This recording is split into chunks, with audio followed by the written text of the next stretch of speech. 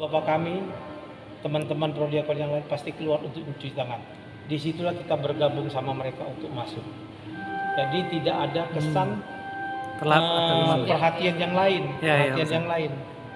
Tidak ada gerak-gerakan yang lain yang mestinya tidak. Coba kita lihat. Jangankan kita orang yang di depan, kalau ada kita lagi pas sedang kusuk, pakai proyektor itu aja kalau dihidupkan pasti kita yang mestinya kusuk, apalagi pada saat anak domba Allah. Anak domba Allah itu mempersiapkan diri kita untuk menerima Kristus. Disitulah kita mempersiapkan diri. Maka jangan baik setelah menerima komuni ataupun sebelum menerima komuni, begitu nyanyi anak domba Allah kita berlutut, ngobrol sana sini, matanya celengak-celenguk. Itu kita tidak mempersiapkan diri kita untuk menerima Kristus. Pada saat itulah kita bergabung sama itu. Itu layar proyektor itu aja kadang-kadang saya lihat, saya perhatiin, pasti. Kenapa ya? Walaupun tidak berbicara ke sebelahnya, tapi bertanya dalam hati sendiri. Kenapa ya? Kenapa ya prodiakon itu ke depan? Kenapa ya? Nah itu yang jadi menimbulkan perhatian-perhatian yang mengganggu konsentrasi, kekusukan umat lain untuk beribadah. Jadi tata latihan malam ini nih hanya itu. Kita khususkan supaya gerakan-gerakan kita tidak menimbulkan perhatian-perhatian yang lain. Nah, untuk selanjutnya lagi nanti masih banyak alat misa seperti monstran. Itu monstran itu untuk adorasi. Nah, itu kan alat-alat misa juga. Monstran itu juga. Romo aja megang monstran itu pakai purifikatorium. Tidak salah betul-betul. Karena nanti bertambah Yesus di situ. Pak Kris itu Pak Surona tadi mau nanya kan? Apa Pak? Apa Mas? Jadi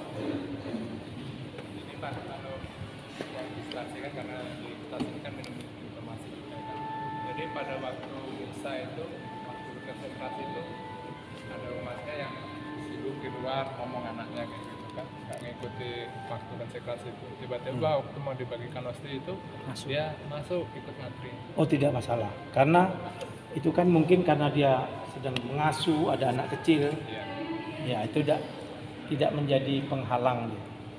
Kecuali sudah lama nggak ke gereja, ujuk-ujuk ke gereja hari itu. Nah itu sebenarnya ya, tapi kita masih mempertimbangkan nanti kalau tidak diberi hosti dia tidak akan datang. Apalagi sifat orang kita kan begitu. Iya. Kemarin ada yang Jadi dimaklumi saja itu Mas. dalam rangka ke gereja malahan pernah mengikuti ibadah di gereja lain.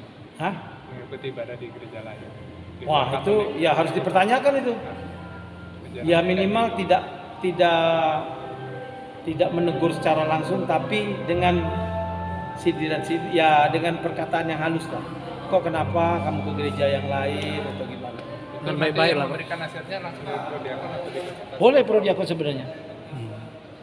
Karena tugas prodiakon itu yaitu perpanjangan tangan dari pastor paroki. Karena kami kan khawatir Bisa dari prodiakon dan beserta sebagusnya prodiakon dan ketua stasinya. Yang ini saya juga ada kasus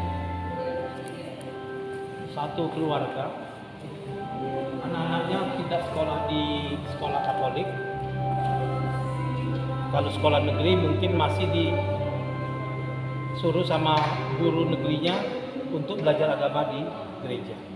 Dia belajar sekolah di Pelita Kasih. Otomatis dasar sekolah Pelita Kasih yaitu Kristen Protestan. Nah anak-anaknya itu sampai saat ini yang sudah hampir tamat SD itu belum terima katekomen. Belum terima komuni pertama. Nah itu sudah jadi PR saya 1 tahun yang lalu. Sudah jadi PR saya 1 tahun lalu. Sampai saat ini saya pun untuk mengatakan kepadanya pun hati-hati. Jangan sampai dia ke gereja tapi tidak membawa anaknya untuk mengikuti bina iman anak, untuk ngikut sekami, tidak. Malah anaknya jadi sekarang dia ke gereja sini, anaknya pergi ke Mercure. Di sana kan ada ibadat Betel.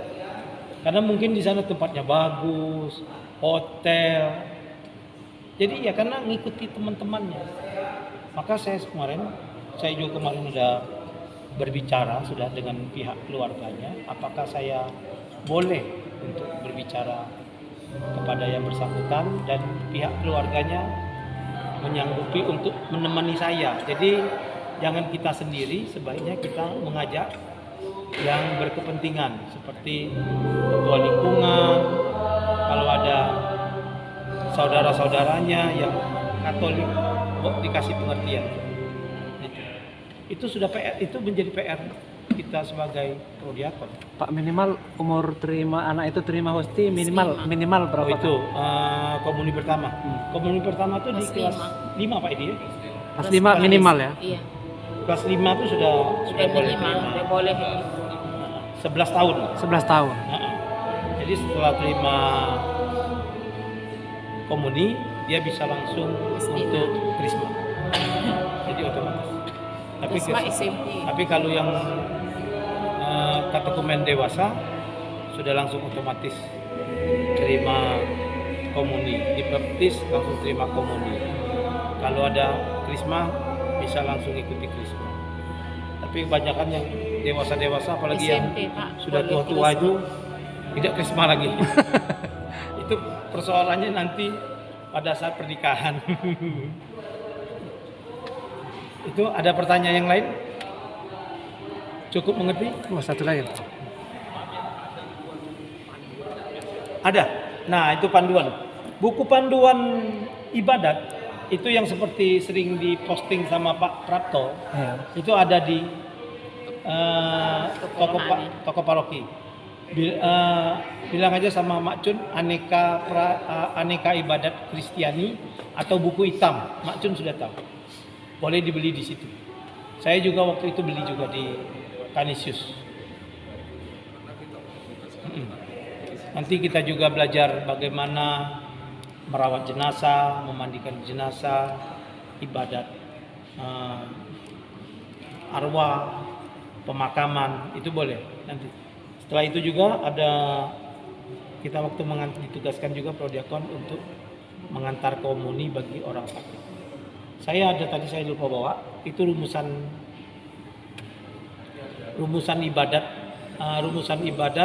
untuk mengantar komuni orang sakit ataupun lansia. Ada termasuk doa-doanya ada.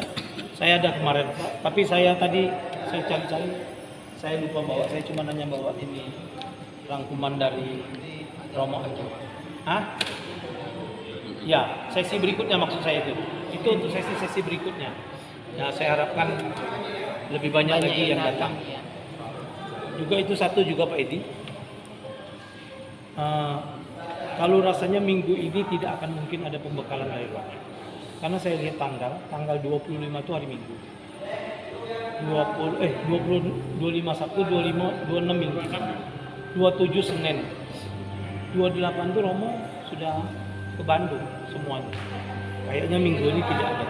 Mungkin minggu-minggu di Minggu depan. masa-masa akhir. SMP. Ya kita boleh usulkan, walaupun tidak Romo, mungkin Romo.